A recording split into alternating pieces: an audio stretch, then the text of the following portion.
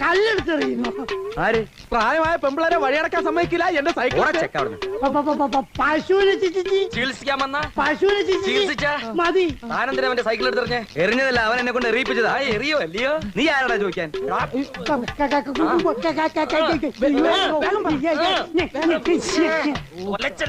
എന്താ മോളെ?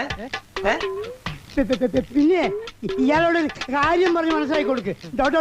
ഡോക്ടറാണെന്ന് വെച്ച് പോക്കണം കൊണ്ട് ആൺകുട്ടികളോട് കളിച്ചാൽ അടിച്ച് ഷേപ്പ് മാറ്റും.